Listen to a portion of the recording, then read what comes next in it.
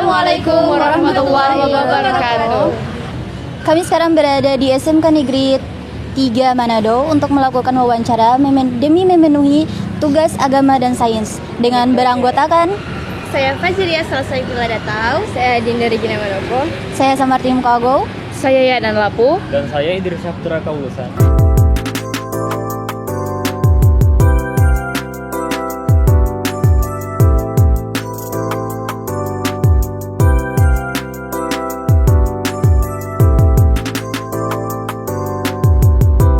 Selamat siang Ibu. Kami dari mahasiswa IAIN Manado di sini ingin memberikan beberapa pertanyaan mengenai agama dan sains kepada Ibu. Bisa ada waktunya, Bu? Dipersilakan untuk bertanya. Bagaimana pandangan Ibu terhadap pernyataan berikut? Sering terjadi pertentangan antara agama dan sains. Menurut saya pertentangan itu biasa, karena kalau sains itu selalu berpikir dengan logika, tapi kalau agama kan dia berpikir secara teolog. Jadi memang ada beberapa pertentangan, tetapi kalau dari sains menurut saya pasti dia akan kembali juga ke agama. Baik, pertanyaan yang kedua.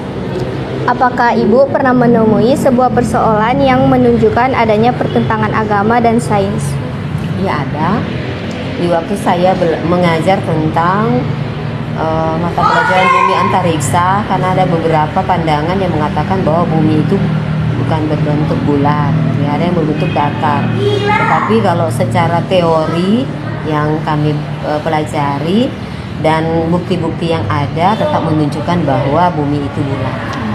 Pertanyaan yang ketiga, dalam Al-Quran disebutkan bahwa bumi dan langit diciptakan dalam 6 hari atau masa. Di sisi lain, para ilmuwan menjelaskan bahwa alam semesta ini tercipta melalui proses evaluasi yang memakan waktu yang sangat panjang untuk sampai pada keadaan yang kita selesaikan hari ini.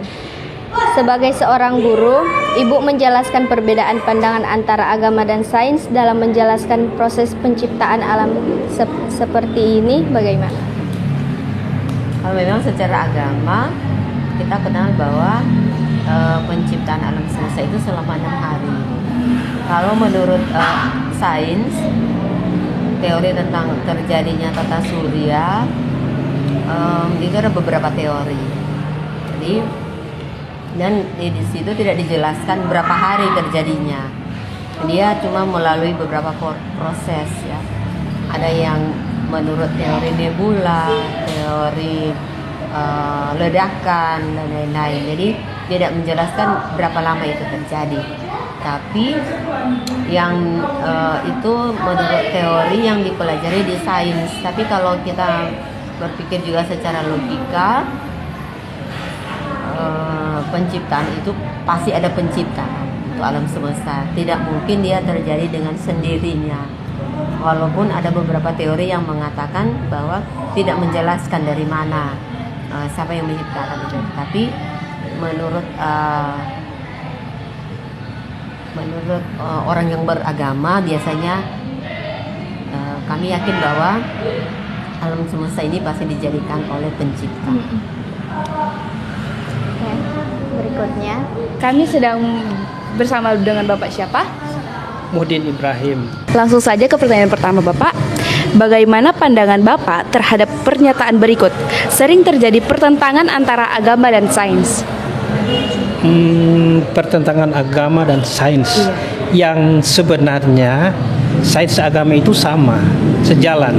Cuman kadang-kadang orang sains tidak memahami dengan iman. Karena agama biasanya diambil dengan iman, sains dengan pengetahuan. Yang sebenarnya diimani dulu baru dipahami, ya kan? Ya kan? Tapi karena mereka tidak memahami keduanya, maka selalu agak bertentangan. Padahal sama. Di sains itu dijelaskan dalam Al-Quran, ya kan? Al-Quran menjelaskan apa yang akan mereka dapatkan dalam penelitian-penelitian itu pada sebenarnya. Contoh ya. Contoh. Ini pada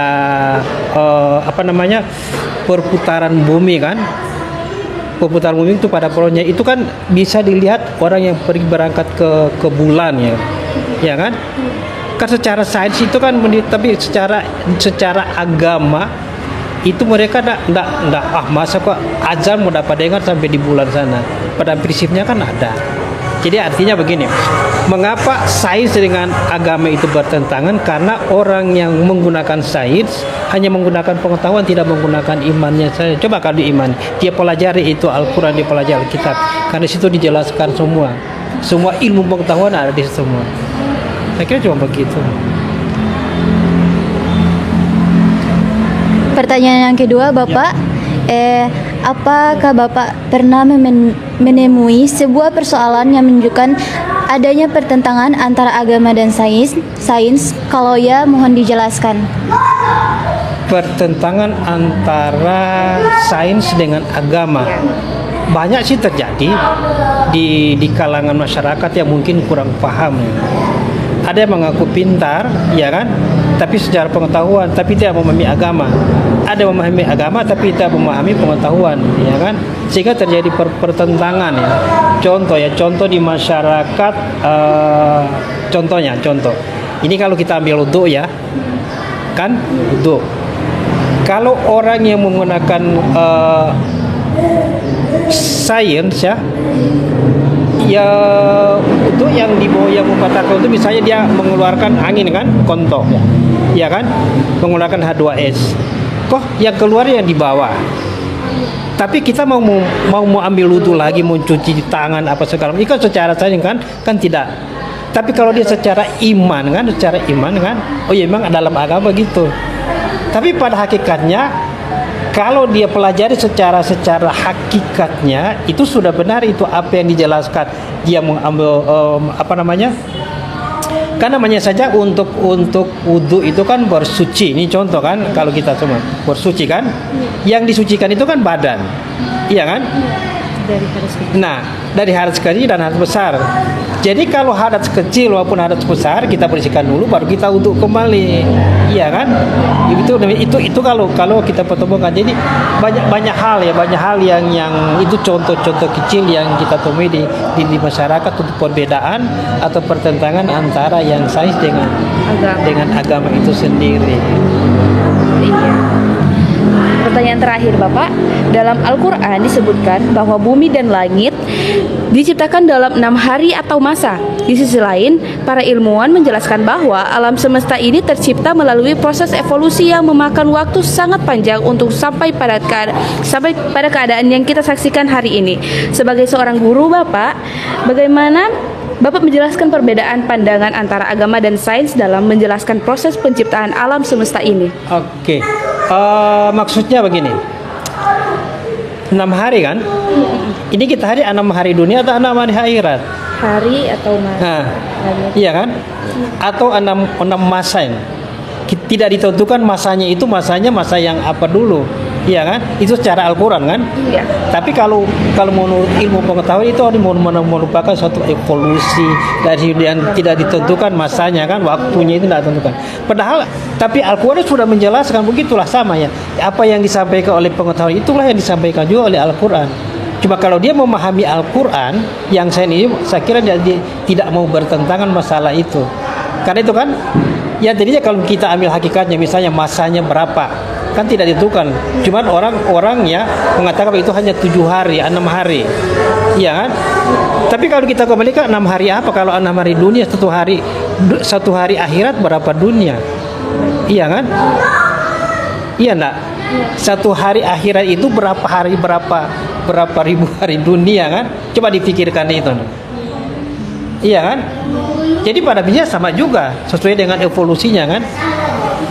Coba Anda berjalan cuma 1 hari di dunia, sampai sekarang kan orang dalam kubur kan baru belum 1 hari barangkali kan, yang meninggal pada tahun kemarin belum sampai 1 hari. Nah, itu kan perjalanannya kan? Saya kira demikian yang untuk penjelasannya. Apa sama atau tidak, ya sebenarnya sama. Kalau orang memahami agama, memahami Al-Quran, pasti dia akan, oh ya betul-betul yang Al-Quran sampaikan. Karena Al-Quran itu menjelaskan semua yang ilmu pengetahuan itu sudah dijelaskan dalam Al-Quran. Cuma hanya orang memahami atau tidak, pada belajar atau tidak. Baiklah, sekian dari kami. Terima kasih Bapak. Assalamualaikum warahmatullahi wabarakatuh. Waalaikumsalam warahmatullahi wabarakatuh.